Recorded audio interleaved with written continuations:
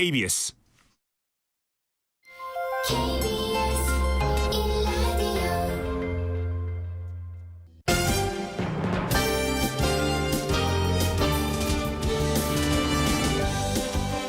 KBS 1라디오 신성원의 오늘 세계는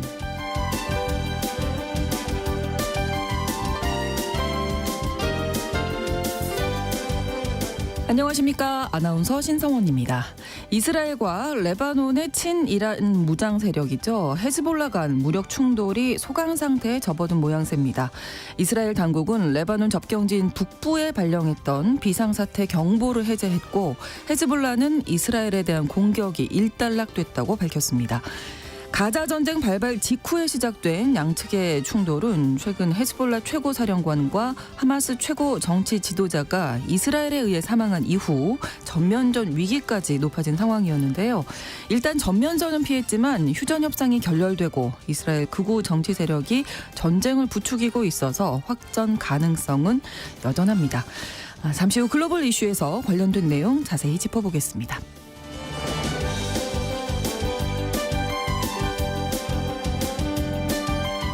오늘 주목할 국제사회 뉴스 헤드라인 뉴스와 키워드로 정리해드립니다. 통신원 취재수첩은 말레이시아 소식 준비했는데요.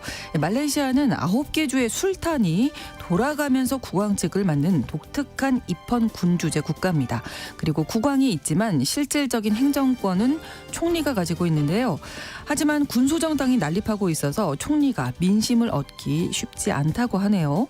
그런데 얼마 전에 치러진 보궐선거에서 뜻밖의 결과가 나왔다고 합니다. 자세한 소식 잠시 후에 전해드립니다. 8월 27일 화요일 KBS 1라디오 신성원의 오늘 세계는 시작합니다.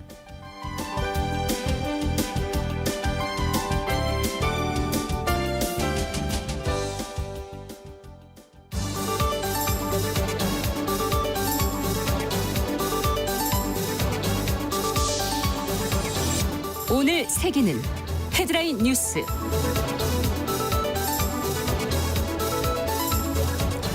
제이크 설리반 미 백악관 국가안보보좌관이 오늘 중국 베이징을 방문합니다.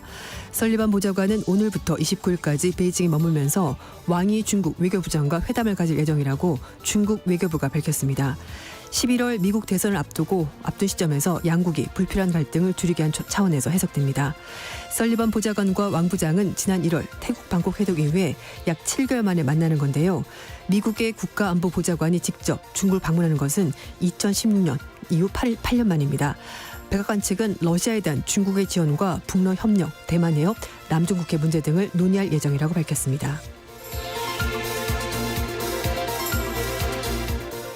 중국 군용기가 사상 처음으로 일본 영공을 침범해 자위대 전투기가 긴급 출격했습니다.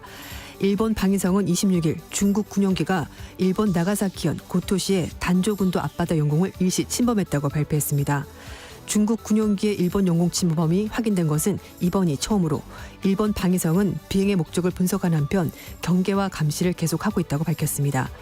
방위성에 따르면 26일 오전 중국군 Y9 정보수집기 한 기가 동중국해 상공의 일본 방공 식별구역에 들어온 이후에 단조군도 앞바다 영공을 비행하다가 오후 1시 15분쯤 중국 본토를 향해서 빠져나갔습니다.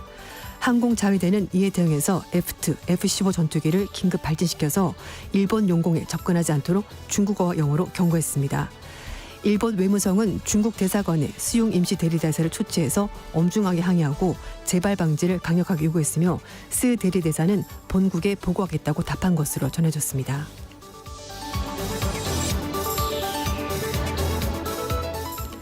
파키스탄에서 무장교한 공격으로 수십 명이 사망했습니다.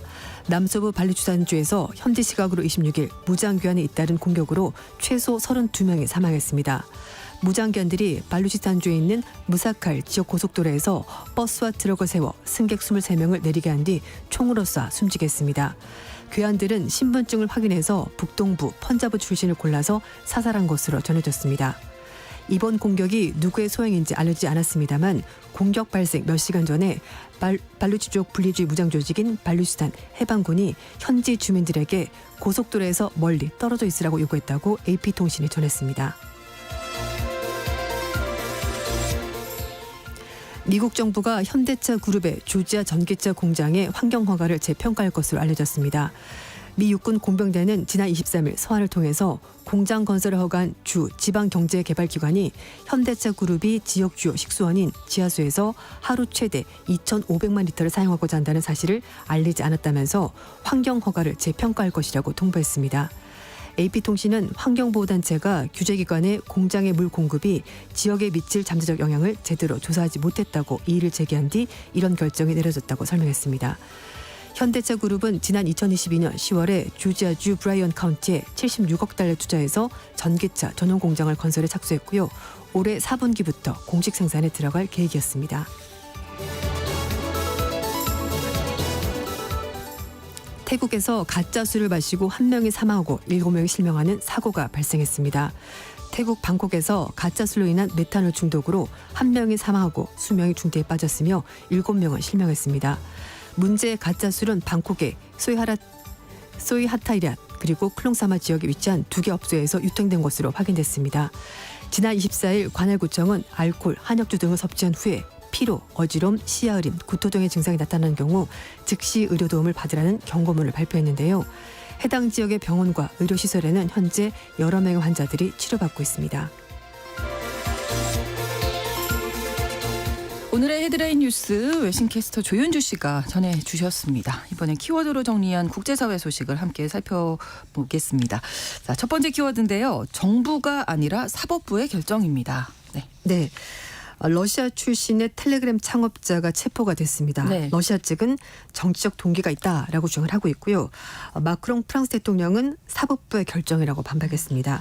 마크롱 대통령은 텔레그램 창업자인 파벨 두로프 체포가 된 것은 수사의 일환이고 법을 집행하는 것은 완전한 독립성을 가진 사법체계에 달려있고 체포는 정부가 아니라 판사의 결정이었다 이렇게 설명했습니다.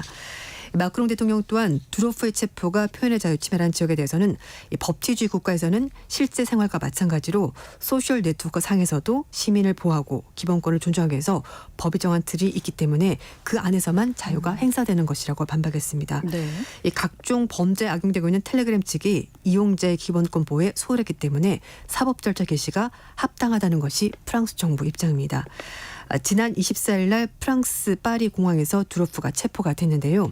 아동 포르노, 사기, 마약 밀매, 조직범죄, 테러 옹호 등 각종 불법 콘텐츠가 텔레그램 내에서 무분별하게 유포, 확산되는 것을 방치한 혐의를 받고 있습니다. 네. 근데 앞서서도 이런 비슷한 사례가 있었는데요. 2022년 브라질에서는 텔레그램이 당국의 명령을 따르지 않는다면서 구글과 애플 앱스토어에서 텔레그램 앱을 삭제해서 자국에서는 텔레그램 사용하지 못하도록 한 적이 있었고요. 네. 2023년에는 독일에서 텔레그램이 경찰 수사에 협조하지 않자 독일 내무부 장관이 직접 나서서 텔레그램 측에 협조를 요청한 적이 있었습니다. 텔레그램에 벌금을 부과하거나 정부가 나서서 법적으로 대응하는 국가가 전 세계적으로 11개 국가 정도가 있습니다. 그렇군요. 근데 이 러시아가 사실 두로프가 고국을 떠난 사람이잖아요. 왜 두로프를 두둔하고 있는 건지가 좀 궁금해지네요. 네. 두로프가 2006년에 러시아판 페이스북 불리는 푸콘닥테 이걸 만들었고요. 그리고 네. 인터넷 메신저 텔레그램을 개발했습니다. 그래서 한때는 러시아의 마크 저커버그라는 별명까지 있었는데 하지만 러시아 정부 측에서 반정부 시에 참가한 푸콘닥테 이용자의 정보를 넘겨달라 이렇게 요구하자 네. 이걸 거절했고요. 결국은 2014년 러시아를 떠나서 아랍에미리트로 이주해버렸습니다. 네. 텔레그램에 따르면 두루프가 아랍에미리트 그리고 프랑스 시민권 그 두 개 다를 가지고 있다고 하는데요. 네. 프랑스 파리 공항에서 그래서 체포가 된 겁니다. 지금 현재 텔레그램은 아랍에미리트 두바이에 본사를 두고 있습니다. 이 두바이로 본사를 옮기고 나서 더 강력한 보안성을 갖추면서 이용자들이 빠르게 늘었는데요. 하지만 그와 동시에 극단주의적인 콘텐츠나 가짜뉴스가 확산되는 통로로 이용되고 있고 여기에다가 각종 범죄 온상으로 전락했다는 지적까지 나오고 있습니다. 네. 이런 가운데 러시아 외무 대변인은 직접 나서서 프랑스가 두로프의 인신을 구속하는 것은 과도하게 억압한 거다라고 비판했는데요. 고골 등진 두로프를 체포한 것에 대해서 러시아가 민감하게 반응하는 것은 텔레그램의 우크라이나 전쟁과 관련된 여러 가지 중요한 안건 그리고 이런 것들이 선전 도구로 쓰이기 때문에 의존도가 커서 그게 신경이 쓰였던 것 같습니다. 우크라이나 전쟁과 관련이 관련된. 있군요. 예, 네. 그러니까 러시아 측의 불리한 증거 또는 내용들이 있을 거니까요. 네. 그래서 두둔하는 건데 일단 프랑스 수사 당국은 구금 기간 연장했는데요. 최대 96시간까지 늘어날 수 있다고 합니다. 네. 자, 다음 키워드입니다. 전면전도 싫고 협상도 싫다. 네, 이스라엘과 헤즈볼라 간의 상호 공격은 일단 소강 상태긴 네. 합니다만 또 이스라엘과 하마스 간의 평화 협상은 중단이 됐습니다. 그러니까 전면전도 싫지만 협상하는 것도 싫다. 이 협상이 쉽지 않네요. 네, 예. 그러니까 이스라엘의 장단을 맞춰줄 사람이 과연 어느 나라가 있을까 싶긴 한데요. 네. 일단 이스라엘과 헤즈볼라 간의 상호 공습은 숨고르게 들어갔습니다. 공습 과정에서 항공기 운항이 중단했던 이스라엘 텔아비브 근처에 있는 벤구리온 국제공항은 공습 종료 후에 25일 저녁부터 운항에 재개가 됐는데요. 헤즈볼라 수장인 하산 나스랄라는 이스라엘 향한 보복 공격 조치에 대해서 모든 드론이 성공적으로 발사가 돼서 이스라엘 영공에 진입했지만 헤즈볼라의 정밀 미사일, 전략 미사일은 이스라엘 공습에 절대 파손되지 않았다. 무사다. 이렇게 주장했습니다. 네. 나스랄라는 이번 공격 대상이 이스라엘 군과 정보기관을 목표로 한 것이고 벤구리온 공항 같은 공공 인프라 포함해서 모든 민간 지역은 다 피했다. 이렇게 주장을 했습니다. 한편 알자지라 방송에서는 공격 이후 상황에 대해서 나스랄라가 레바논은 숨을 좀 고르고 안정을 취할 수 있다고 말한 걸 봐서 공습 후에 소강 상태가 좀 지속될 가능성이 있다 이렇게 설명을 했습니다. 네. 반면 이스라엘 관리는 이번 선제 타격에 대해서 전쟁을 시작하기 위한 공격이 아니라 자국민을 보호하기 위한 안전 조치에 불과했다 이렇게 설명을 하고 있습니다. 네. 일단 이스라엘과 헤즈볼라 충돌이 이제 잠시 소강 상태인데 네. 협상이 지금 하마스와 이스라엘 간의 평화 협상이 중단된 게 좀 걸리네요. 네, 그렇습니다. 중동 지역 확전으로 이어질 수 있는 이스라엘과 헤즈볼라 간의 충돌은 소강 상태긴 합니다만 중동 긴장의 진원지죠. 지금 이스라엘과 하마스 간의 휴전 협상은 또다시 결렬됐습니다. 협상을 중지하고 있는 미국은 휴전 논의를 계속한다라는 입장입니다만 타결 가능성이 매우 희박하다는 관측이 나오고 있습니다. 일단 협상 추이를 지켜보면서 이스라엘에 대한 보복 공격을 벌였었던 이란이 헤즈볼라에 이어서 군사 행동을 나설지 이것도 주목할 필요가 있는데요. 네. 25일까지 양일간 해서 이제 이집트 카이로에서 가자지구 휴전 협상이 있긴 했었는데요. 결국 성과 없이 끝났습니다. 이스라엘이 가자지구 이집트 국경 완충지인 필라델피 회랑과 가자지구를 남북으로 가려는 네자림 회랑에 대해서 철군하지 않겠다고 버티면서 협상은 결국 결렬로 끝이라고 말하는데요. 이집트 소식통에 따르면 중재국들이 이스라엘군 주둔 문제와 관련해서 여러 가지 대안을 제시했지만 이스라엘, 하마스 모두가 거부했다라고 합니다. 미국 당국자에 따르면 카이로에 일단 실무팀이 남아있다고 하고요. 네. 물밑 의견을 조율할 것으로 그렇게 알려지고 있는데 하지만 공식적인 협상 언제 재개될지는 아직까지 알 수가 없다고 합니다. 일단 이번 협상에 그 중동 정세를 좌할 만한 최대 분수령이 될 거다라고 얘기가 나왔습니다만 협상은 계속 지지부진한 상황이고요. 혹시 휴전인 협상이 타결될 경우 이란이 군사행동에 나서지 않거나 보복 수위를 조절할 거라는 관측이 나왔었고 미국도 지금 이란과 물밑 대화를 이어가고 있거든요. 그래서 그렇죠. 어떻게 해서든지 평화협상 이어가려고 네. 모두가 노력을 하고 있습니다. 네. 영국의 일간지 가디언지는 이스라엘과 헤즈볼라 모두는 전면전이 부담스러운 상황이지만 어느 쪽도 지상전 원치 않고 있다라고 말하고 있습니다. 하지만 지금 긴장 상황이기 때문에 혹시라도 누군가 한쪽이 오판을 한다면은 치명적인 결과가 예. 초래될 수밖에 없다고 지적을 하고 있고요. 네. 미국의 CNN 방송은 이란을 주축을 하고 있는 이른바 저항의 축과 이스라엘의 신경전이 계속될 것이라면서 가자지구 전쟁이 여전히 칼날 위에 서 있는 것 같다 이렇게 표현했습니다. 예. 자, 협상은 먼 이야기가 또 네. 되어가는 게 아닌가. 그렇습니다. 너무 안타깝습니다. 위태롭게 지금 아슬아슬하게 그렇습니다. 균형을 맞추고 있는 상황입니다. 네. 세 번째 키워드. 다들 말실수 하지 않나요? 네. 제가 이제 이 뉴스 전하면서 정치인들의 말 정말 조심스럽고 중요하죠. 네. 신중해야 된다는 말 여러 번 해드렸는데요. 네. 미국 공화당 부통령 후보인 제이디 벤슨이 3년 전에 카멜 해리스 부통령을 겨냥해서 캣 레이디라고 발언했는데요. 네. 이거에 대해서 언론을 통해서 뭔가 해명을 했습니다. 그러니까 자신의 발언이 뭔가 좀 의도적으로 왜곡이 된 거다라고 주장을 한 건데요. 네. 벤스 의원이 25일 날 MBC 방송과 인터뷰를 가졌습니다. 네. 사회자가 캣 레이디 발언한 거에 대해서 후회하십니까? 라고 물어봤죠. 그러니까 일종의 당신 말 실수한 거 아니냐 이렇게 말했더니 많은 사람들이 잘못된 방식으로 이걸 이해해서 좀 유감스럽다라고 말하면서 민주당과 해리스가 거짓말하고 있다라고 주장했습니다. 자신이 과거에 물론 냉소적으로 말하긴 했지만 민주당원들이 자신의 발언을 의도적으로 오도하고 있다라고 주장한 겁니다. 그러면서 자신이 발언한 것은 반가족적인 국가로 미국이 가는 것이 너무나 안타까워서 그래서 그렇게 말을 한 거다라고 네. 말하면서 많은 젊은 여성들이 아이를 원치 않든 자신들에게 선택권이 없다라고 주장하는데 절대 그렇지 않다면서 충분히 많은 선택권을 가지고 있고 또 그렇게 되기를 바란다라고 말했습니다. 결국은 어쨌든 이 얘기는 여성들이 결혼하지 않고 애완동물 키우면서 사는 것에 대해서 좀 가족을 이루면서 결혼해서 자녀 출산해야 된다. 사실 맥락은 똑같거든요. 근데 네. 조금 말을 바꿔서 한 것뿐입니다. 뭐 어쨌든 이 해리스 부통령 비난하면서 캣 레디들이 국가를 운영하며 미국을 자신의 인생처럼 비참하게 만들려고 한다고 2021년 폭스뉴스 인터뷰에서 말을 했습니다.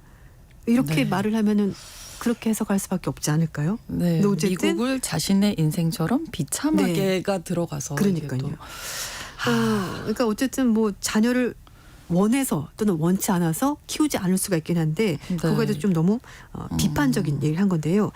해리스 부통령은 물론 자녀가 있습니다만 그 남편인 더그 에모프가 전부인과 그렇죠. 있었던 자녀를 지금 키우고 있는데 이런 거에 대해서 좀 벤스 의원이 좀 비판적으로 좀 부정적으로 표현한 것 때문에 언론의 비판을 받았고요. 처음에는 자수성가한 흑수저 이미지 가지고 그렇죠. 네, 부각이 네. 됐었는데 네. 이 과거 발언이 다시 알려지면서 요즘은 호감도가 좀 떨어지고 있습니다. 그렇군요. 좀 말이 아다르고 어다른 건데 네. 정말 중요하다는 거 다시 또 그리고 요즘은 생각해 봅니다. 다 기록에 남지 않습니까? 그렇습니다. 다 돌아옵니다. 네. 자, 네 번째 키워드가 8월의 크리스마스라고 하셨는데 네. 영화 제목이잖아요. 8월의 네. 크리스마스. 근데 정말 우리가 보통 크리스마스 때 눈 왔으면 좋겠어 화이트 크리스마스 이렇게 네. 말하는데 미국 캘리포니아주에서 20년 만에 8월 달에 눈이 내렸습니다. 와. 네. 마데라 카운티 부보안관이 8월 네. 달에 요세미티 국립공원의 남동쪽 지역인 시에라 네바다 산맥의 전망대에서 눈을 바라보려고 생각도 못했는데 정말 눈이었다면서 눈 소식을 전했습니다. 네. 이 보안관실은 페이스북에 이례적으로 여름에 내린 눈을 보여주면서 방문객들에게 안전을 당부했다고 하는데요. 지난 20년 동안 8월 달에 요세미티 국립공원에 눈이 내린 적이 없다고 미국 국립기상청이 밝혔습니다. 시에라 네바다 산맥에 속한 메머드 산과 그리고 펠리쉐이드 타워 스키 리조트 관계자들로 24일 날 소셜 미디어에 추운 아침에 눈이 내리면서 산에 눈이 쌓인 모습을 공개를 했다고 합니다. 네, 아니 지금 저희 계속 폭염, 뭐 전 네. 세계적으로 너무 덥다 이런 얘기 많이 했는데 눈이 쌓이는 것도 네. 있네요. 그리고 뭐 만년설이 녹아내리고 있다 이런 소식도 많이 큰일 전해지는데 났다. 근데 이런 얘기 많이 눈이 전해드렸었는데. 쌓였습니다. 그렇군요. 현지 기상당국은 캘리포니아주 북동부에 있는 레슨 화산 국립공원에도 눈이 내렸지만 낮 기온이 올라가면서 눈은 쌓이지 않고 녹았다라고 밝혔습니다. 네. 기상당국은 이례적인 여름철 눈폭풍이 지나가면서 캘리포니아 북부 레딩 그리고 스톡턴, 레드블러프에 기록적인 비도 내렸다고 밝혔는데요. 네. 기상당국은 지난달 말에 캘리포니아 북부 산불 발생 지역에 홍수주의보를 발령했다고 합니다. 건조했다가 비가 왔다가 뭐 눈이 왔다가 지금 아주 난리가 나고 있는데요. 네.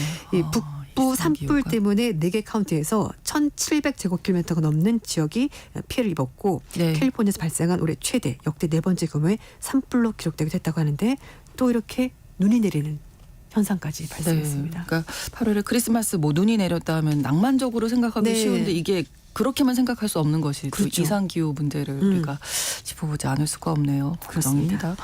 다음 키워드 지금은 오프입니다. 네, 예. 우리가 뭐 온 오프를 잘해야지 자기 생활을 좀 잘 꾸려 나갈 수 네. 있다. 그러니까 일을 일할 할 때와 안 할 때. 맞아요. 그래서 호주가 26일부터 연결되지 않을 권리 법안을 시행에 들어갔습니다. 네. 호주 노동자들이 퇴근한 후에 그리고 주말에 직장 이메일과 전화로 업무 지시 받는 것을 무시할 수가 있다고 하는데 법적으로 이제 보장이 되는 거고요.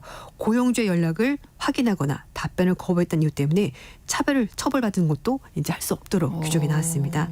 만약에 사측에서 법을 어기게 되면 직원은 최대 19,000 호주 달러 우론으로 1,700만 원 그리고 회사 측 기업은 네. 최대 94,000 호주 달러 우론으로 약 8,500만 원의 벌금을 부과받을 수가 있습니다. 만약에 이제 뭐 부장님이 과장한테 뭐 이거 주말 동안 이거 하고 퇴근하고 이거 이러면 이제 그 지시를 부장님도 하면 안 되는 거예요. 그 부장님도 벌금을 내게 되는 거고 회사도 벌금을 내게 되는 겁니다. 네.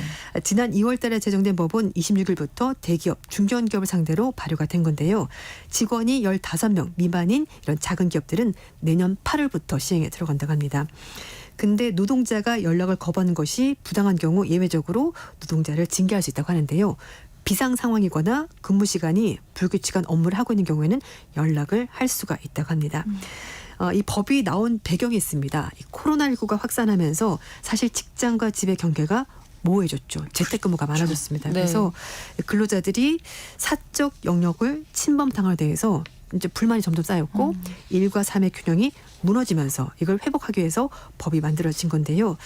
존스 홉킨스 스윈번 공과대학의 조교수는 디지털 기술이 생기기 전에는 사적 영역에 대한 침해가 좀 적은 편이었는데 네. 이제는 이게 좀 모호해지다 보니까 사람들이 언제 어디서든지 회사로부터 연락을 받게 됐고 그런 것들에 대해서 좀 피로감이 많이 쌓이는 것 같다 이렇게 설명을 했습니다. 네.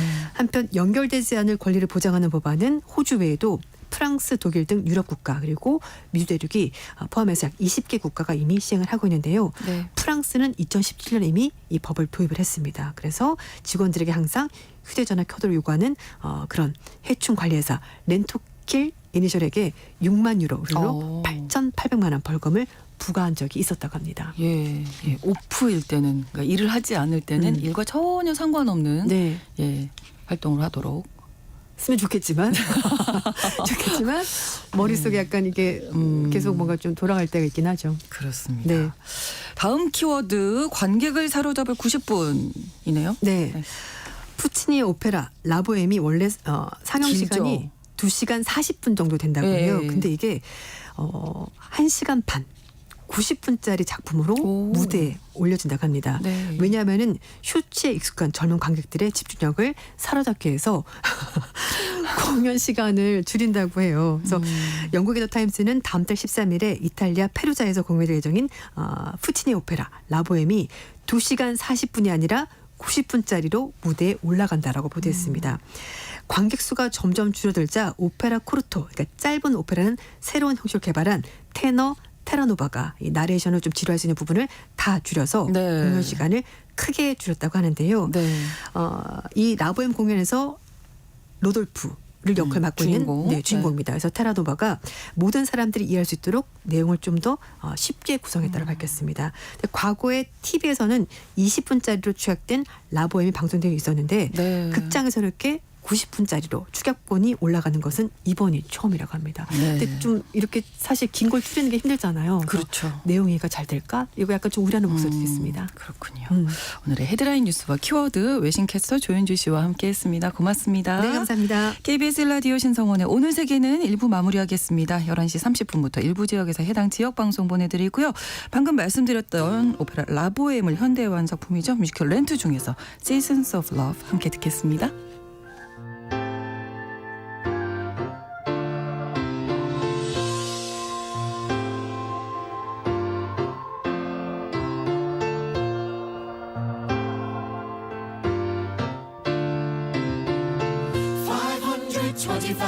$525,600 minutes, 525,000 moments, so dear.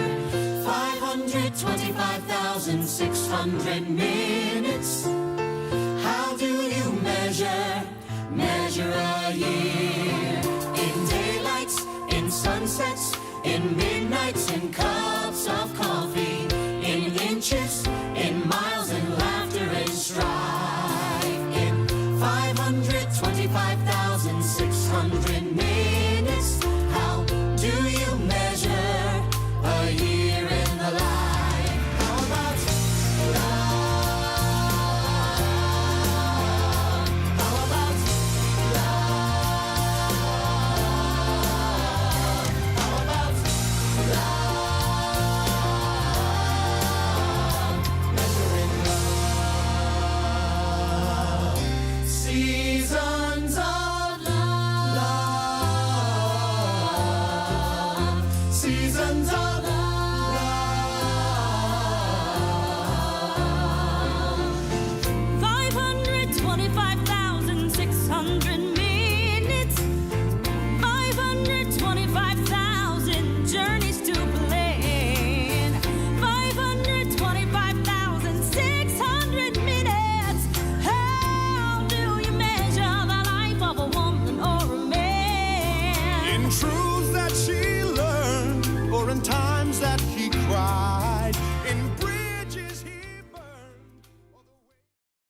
지금 시각은 11시 30분입니다. KBS Ladies and gentlemen. 국제사회의 다양한 뉴스를 한눈에 KBS 1라디오 신성원의 오늘 세계는 세계를 바로 보는 최소한의 투자입니다.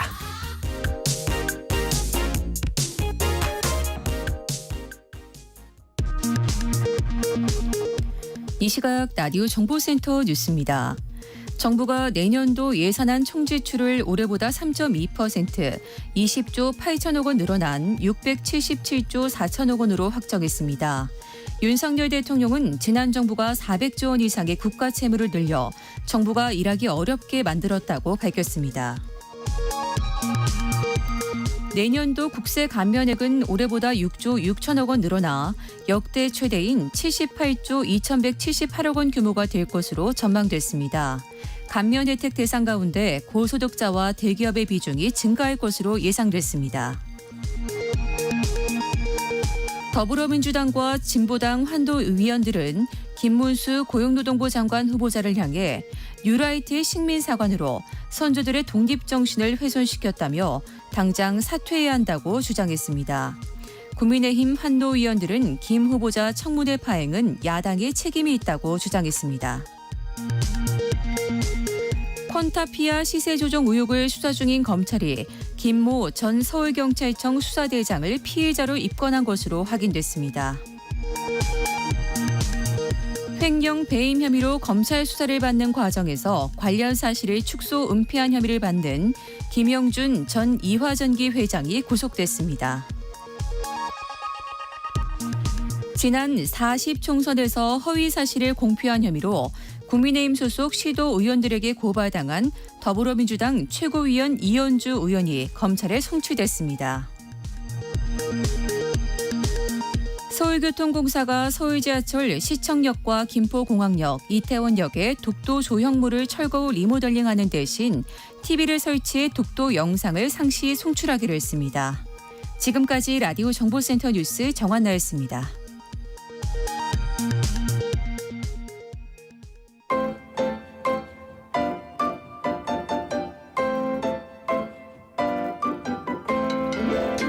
통신원 취재 수첩.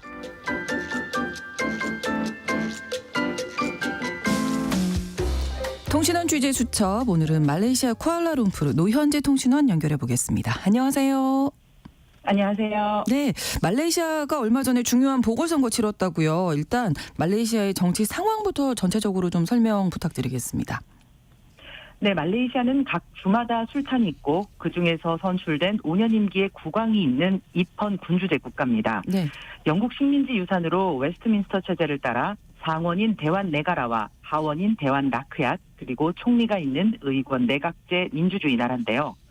5년마다 총선을 통해 하원 222석 중 개헌안을 가결하기 위해 필요한 개헌 의석 3분의 2를 확보한 다수당이 집권하며 이 다수당의 총재가 총리에 오르게 됩니다. 네. 하지만 미국의 민주당과 공화당, 영국의 보수당과 노동당 같이 비슷한 양강 구도가 아니라 통일 말레이 국민조직, 줄여서 움노가 가장 막강한 세력을 가지고 있고 네. 서너 개의 전국구 정당과 소수 여러 정당이 있는데요. 지역주의가 뿌리 깊은 다문화, 다민족 사회다 보니 군소정당이 난립하고 이 합집산이 반복되는 모양새입니다. 네. 한때는 거의 60년간 움노가 장기 집권하던 때가 있었지만 이제는 하나의 정당이 압도적으로 의석을 차지하기 힘들어서 각 당끼리 연합전선을 만들어 선거에 임하고 있습니다. 그렇군요. 이번에 열린 이 보궐선거에서 지금 현재 총리가 이끌고 있는 집권 연합이 좋은 성적을 거뒀다고요? 그렇습니다. 현재 안와르 이브라임 총리는 개혁주의 다민족 연합동맹인 파카탄 하라판, 줄여서 PH라는 여권 연합을 이끌고 있는데요. 네. 지난 17일 클란탄주 보궐선거에서 야권 연합인 페리카탄 나시오날 PN으로부터 주 의석을 빼앗았습니다.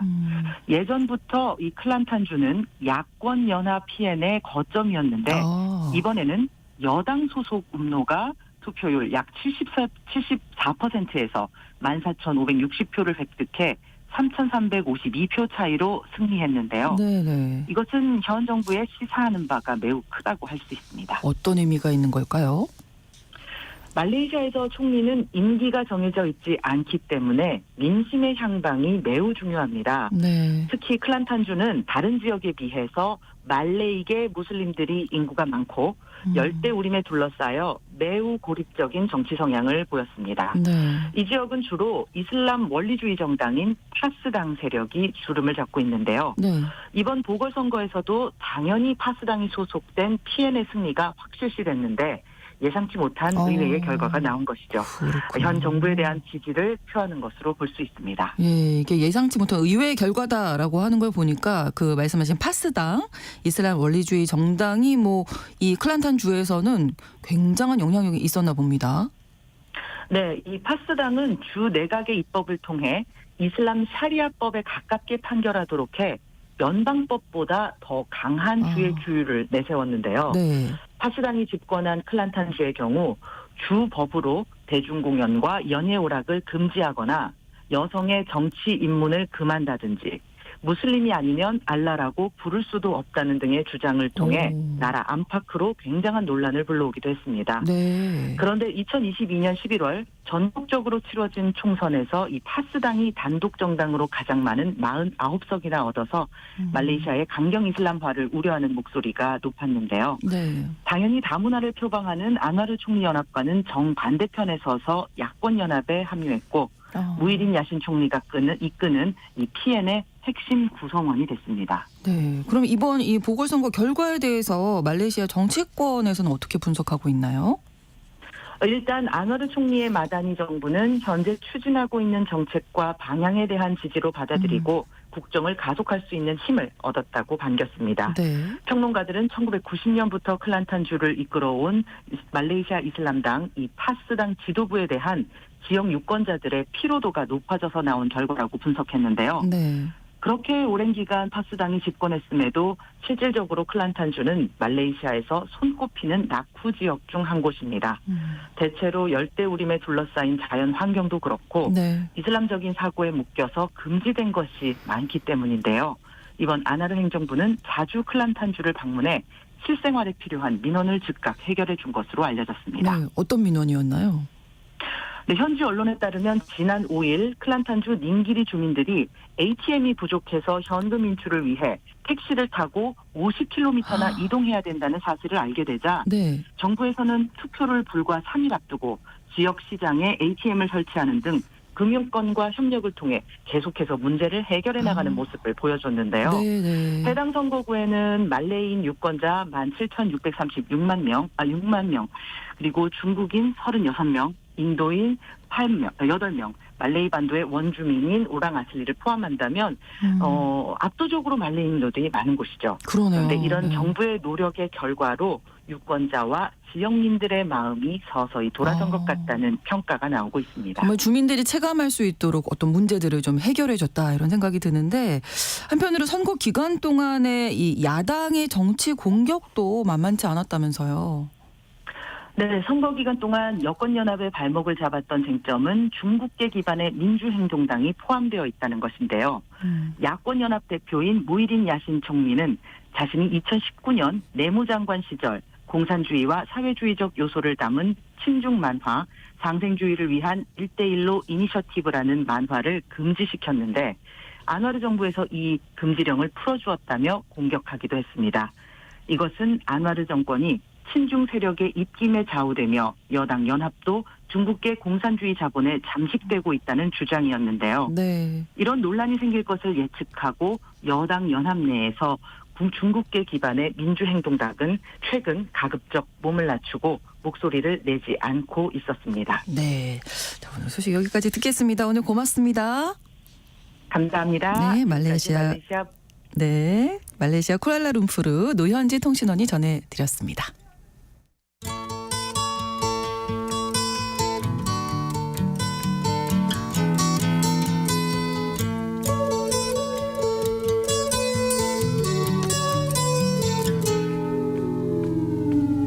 Here comes the sun, here comes the sun. I 지난 25일이었죠. 이스라엘과 레바논의 시아파 무장정파 헤즈볼라가 전투기와 로켓포 등을 동원해서 정면 충돌했습니다. 이번 충돌은 이스라엘이 지난달 말 헤즈볼라의 고위 사령관 그리고 하마스의 정치 최고 지도자를 암살한 데 대해서 헤즈볼라와 이란이 보복을 경고하다가 일어났는데요.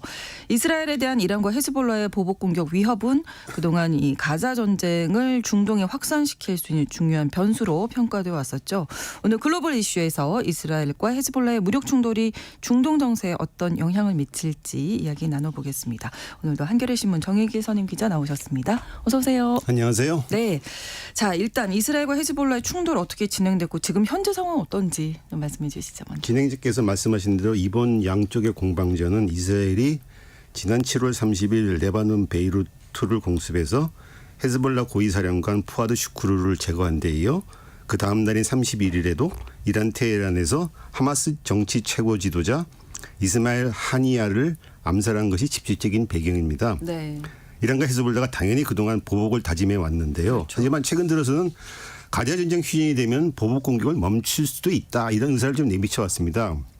하지만 가자 전쟁 휴전 협상이 최근 며칠 동안 교착 상태에 빠졌다가 그렇죠. 결국은 결렬됐습니다. 이스라엘이 이집트와 접경한 가자 지구 내에 필라델피 회랑이라는데 이스라엘 군을 주둔시켜야 됐다. 계속 고집해서 네. 결렬됐습니다. 그래서 이번 충돌이 일어났습니다. 네. 이란과 헤즈볼라로서는 자신들이 보복 공격을 미룬 명분이었던 가자 휴전이 안 되니까 더 이상 이제 공격을 물을 명분이 없게 된 거죠. 그렇죠. 이거 계속했던 자기들이 받은 공격을 자인하는 꼴이 되니까 어쨌든 구체적으로 이스라엘이 먼저 선제 공격을 했습니다. 25일 새벽에 전투기 100대를 동원해서 레바논 남부에 있는 헤즈볼라 로켓바스 수천 곳 40여 곳을 공습했고 그 15분 뒤에 헤즈볼라도 카츄샤 로켓포 340발 및 대량의 드론으로 공격했습니다. 네. 이스라엘은 자신들이 헤즈볼라 공격 중을 파악했기 때문에 선제 공격을 했다 이렇게 발표했어요.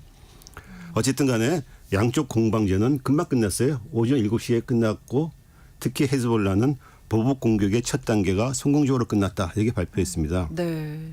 근데 헤즈볼라나 이란으로서는 확전을 피해야 하는 딜레마가 있습니다. 그렇죠. 이스라엘의 베냐민 네타냐후 구정부가 이란 등의 보복 공격을 빌미로 해서 확전으로 나가게 되면은 가자 전쟁 휴전에 대한 국제적인 압박도 사라질 것이고 미국 등 서방도 이스라엘을 지원할 수밖에 없게 된다. 그렇죠. 이렇게 해서 이날 헤즈볼라가 서둘러 보복 공격 1단계 끝났다. 이게 발표를 했습니다. 그렇군요. 그럼 이스라엘에 대한 헤즈볼라의 보복 공격 이렇게 마무리 끝났다고 봐도 되나요?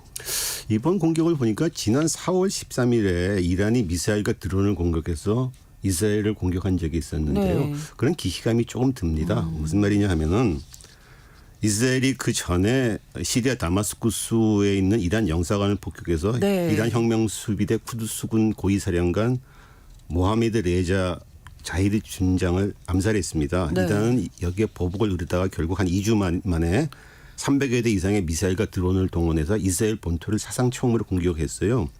그런데 이 이란의 미사일과 드론은 이스라엘로 향하다가 도중에 대부분 다 격추됐습니다.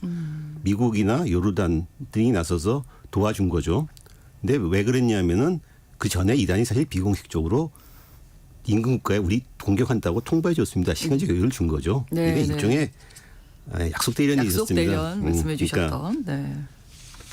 이제 쉽게 얘기해서 이란 공격은 하되 확전을 피하겠다는 그런 의지였었죠. 네. 이번에도 사실 전날이 24일 사전 경고가 좀 있었습니다. 그렇군요. 미국의 찰스 브라운 합참장이 갑자기 중동에 급파돼서 요르단을 시작으로 해서 이집트, 이스라엘 군수 내부와 회동했고 이란 외무장관도 영국, 프랑스, 독일 지도자들과 한이의 암살에 대해서 논의했다. 보복은 적절한 시점에 이뤄질 것이다. 뭐 약간 좀 시사를 줬습니다. 그렇군요. 그래서 이스라엘이 헤즈볼라 로켓 공격 징후를 사전에 파악해서 15분 전에 선제 공격으로 원점 타격을 했다. 이렇게 발표하게 된 것도 가능하게 된 것도 그런 차원에서 가능했던 것으로 보입니다. 네. 이번에도 일종의 약속 대련 성격이 약간 엿보입니다.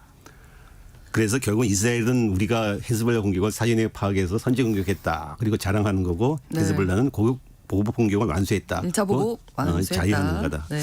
그렇지만 서로 체면을 살리면서도 압박하는 것도 좀 있는 것 같아요. 헤즈볼라가 보복 공격이 1단계 끝났다는 말은 추가 공격의 여지를 남겨둔 거고 네. 또 이란의 보복 공격도 아직 남아 있습니다. 그렇죠. 이는 서방으로 하여금 이스라엘에 대한 가자 휴전 압박을 재촉하는 효과도 있고 또 이스라엘이 원하는 확전에 말리지 않겠다 이런 전략인 것 같아요. 네타냐후도 이란 및 헤즈볼라와의 충돌과 긴장을 확전 여부로 계속 을려대면서 네. 휴전 압박도 피하고 정권 유지를 하려는 전략 같습니다. 네. 자, 이번에 이스라엘과 충돌한 이 헤즈볼라에 대해서 좀 더 자세히 알아보려고 하는데요. 비국가 세력으로는 뭐 세계 최고의 무장력을 갖췄다 그렇습니다. 이렇게 평가받고 네, 있더라고요. 그렇습니다. 네. 헤즈볼라는 레바논에 있는 시아파 무슬림들의 무장 정파입니다. 네. 레바논은 기독교도 뭐 시아파 무슬림, 수니파 무슬림, 드루즈도 교도해서 다양한 종교와 종파의 주민들이 섞여 사는 네. 나라입니다. 그중에서 시아파는 아주 주요한 주민들입니다. 네. 레바논 남부에 주로 거주합니다. 헤즈볼라는 1982년에 결성됐어요. 그때 뭐 때문에 결성됐냐면 1982년에 이스라엘이 레바논을 침공했기 때문에 결성된 것입니다. 네. 당시 팔레스타인 해방기구 게릴라들이 레바논 남부에서 시아파들이 사는 곳이죠. 거기서 이스라엘 북부를 갖다가 계속 공격하면서 게릴라전을 벌이고 있었습니다. 이스라엘이 이걸 소탕해버리겠다 하면서 레바논을 침공했습니다. 처음엔 단기적으로 끝날 작전이었는데 네. 오바를 하면서 베이루트까지 침공을 해서 전면전이 벌어졌습니다. 그렇군요. 그래서 그때 그 시아파 성직자들이 우리도 이스라엘과 맞서 싸워야 된다면서 이 헤즈볼라라 즉 신의 당이라는 뜻입니다. 신의 당이란 뜻이군요. 네, 결성했습니다. 그래서 네. 무장력을 갖춰나기 시작한 거죠. 네. 당시 시아파 종주국이라 할 수 있는 이란이 이슬람 혁명이 일어나가지고 네. 이슬람 공화국 체제였습니다. 당연히 이란이 시아파니까. 무장 정파 헤즈볼라를 적극적으로 지원하고 육성해 줬습니다. 네. 이스라엘은 그때 이스라엘 레바논 침공 이후 이스라엘은 전면적인 내전에 빠져 들어갔습니다. 크게 봐서 친서방 친이스라엘의 기독교 세력들과 네. 반이스라엘 반서방의 무슬림 세력들이 크게 나누어서 싸웠고 네. 다양한 종파들과 분파들이 있었는데 그중에서 헤즈볼라가 갈수록 힘을 키워나갔습니다. 특히 헤즈볼라는 강력한 대이스라엘 투쟁을 벌여가지고 이슬람권에서 명분과 지원을 받았죠. 네. 1985년에서 2000년 남부 레바논 분쟁, 특히 2006년 이스라엘의 레바논 전쟁에서 이스라엘을 상대로 전쟁을 하면서 세력을 획기적으로 키웠습니다. 2006년 이스라엘이 이 헤즈볼라를 소탕하려고 레바논을 전면적으로 침공했는데 헤즈볼라를 소탕하지는 못하고 오히려 국제적인 비난만 받고서 물러나 철수해야 됐습니다. 네. 당시 이스라엘 안팎에서 이스라엘 군 참모가 공식적으로 인정을 했습니다. 우리가 전략적으로 패배했다.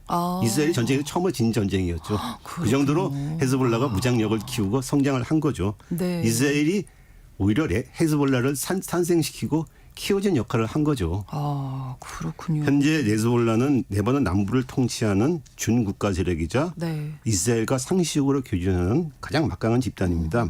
약 6만 명의 상비군과 예비군, 15만 발의 미사일, 한 적어도 4만 5천 대의 중장 단거리 로켓포, 대탱크 미사일, 방공망까지 갖춘 막강한 화력을 갖고 있습니다. 가장 강력한 무장 세력이면서 정치 세력으로 이제 발전을 하게 됐는데 이 이스라엘이 지금 가자 전쟁 중인 상황이잖아요. 그렇습니다. 근데 이렇게 뭐 이렇게 막강한 헤즈볼라라든지 중동에서 최대 강국이라고 할 수 있는 이란이라든지 자꾸 이렇게 뭐 갈등이 되고 확전이 되면 사실 좋지 않을 것 같은데 여러 전쟁을 그렇죠. 해야 되는 다중전선 거잖아요. 전쟁이라는 거죠. 근데 왜 자꾸 이스라엘은 이러는 건지. 표면적으로는 가자 전쟁 이후 이제 이란과 헤즈볼라가 네. 하마스를 지원하고 있고 특히 헤즈볼라가 이스라엘 북부를 갖다가 폭격하기 때문에 거의 응징하겠다는 이유인데요. 근본적으로는 베냐민 네타냐후 정권의 정치적 동기가 크다고 봅니다. 네. 네타냐후 정권 가자 전쟁을 촉발했던 하마스 공격을 못 받아서 책임을 져야 됩니다. 그리고 그래서 가자 전쟁 이후 네타냐후 정권의 지지율은 20에서 30%에 불과합니다. 그렇죠. 휴전이 되면 정권을 내놓아야 해요. 사실. 네. 네타냐후 정권은 이미 가자 전쟁 수행의 명분이 증발하던 지난해 말이면 이미 가자가 완전히 뭐 폐허가 돼갖고 전쟁할 것도 사실은 없었습니다. 네. 근데 물론 하마스를 제거하지 못했죠. 네. 그는 지난해 말부터 시리아나 레바논을 공습을 해왔습니다. 그래서 이란 및 헤즈볼라 동맹세력을 자극해 왔는데요. 아까도 말한 것처럼 이란 쪽과 확전이 된다면 지금 휴전을 압박하는 미국이나 서방도 다시 이스라엘을 지지할 수밖에 없기 때문입니다. 전쟁이 좀 계속돼야 할 이유가 있는 거죠, 정치적으로. 특히 가자 전쟁 휴전이 되게 되면 이번에는 다시 또 팔레스타인 독립국가 문제가 논의될 수밖에 나오겠죠. 없습니다. 네.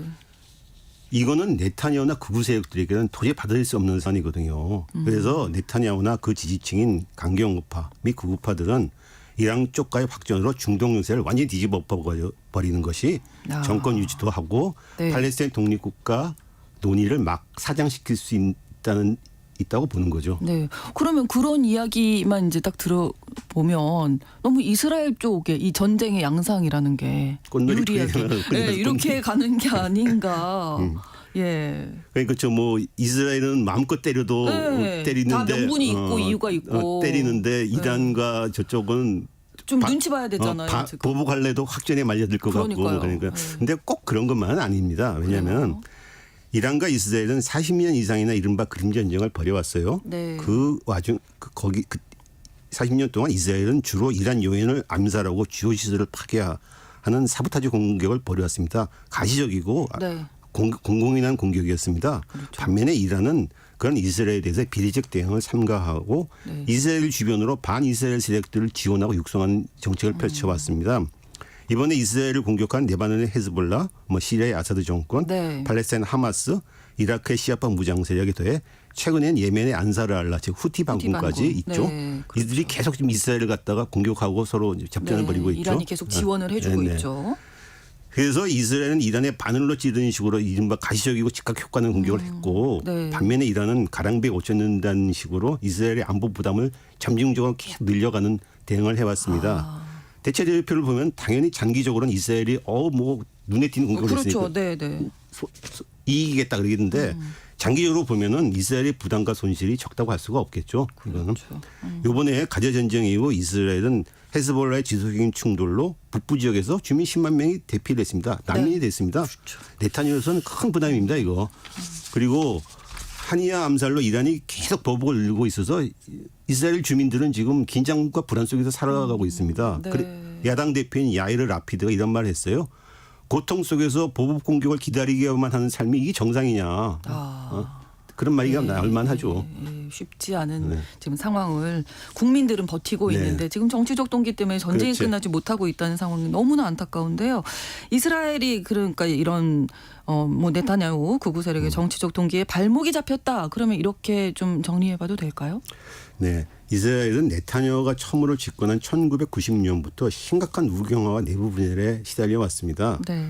건국 세력이었던 사회주의 성의 노동당이 몰락을 하고 나서 극우 및 군소 정당들이 난립을 해왔고 네. 지금까지 무려 11차례나 정권이 바뀌었습니다. 정권 수명이 평균 2년 6개월이고 특히 2019년부터 2022년 4년 동안 무려 5번의 총선이 치러졌고 네타냐후의 실각과 집권이 반복됐습니다. 그래서 결국 2023년 말에 극우 세력과 손잡고서 안정적인 의석을 확보하게 됐죠. 네. 근데 그 국가치안장관인 이타마르 벤 그비르라는 사람은 과거에 인종주의 범죄 전력이 있는 사람입니다. 이런 사람들이 지금 강요에 들어가고서 네타냐후 내각을 따바치는 중추적인 역할을 하고 있습니다. 네. 네타냐후는 또 뇌물수수 등 혐의로 재판을 받고 있어서 네. 권력에 이렇게 집착하고 있죠. 권력에서 낙마하면 감옥에 가야 되기 때문이죠. 네. 네. 이 때문에 지난해 사법부 권한을 축소하는 개편안을 발표했다. 건국 이후 최대 시위에 직면해서 정권이 흔들렸는데 이 와중에 가자 전쟁이 일어난 거죠.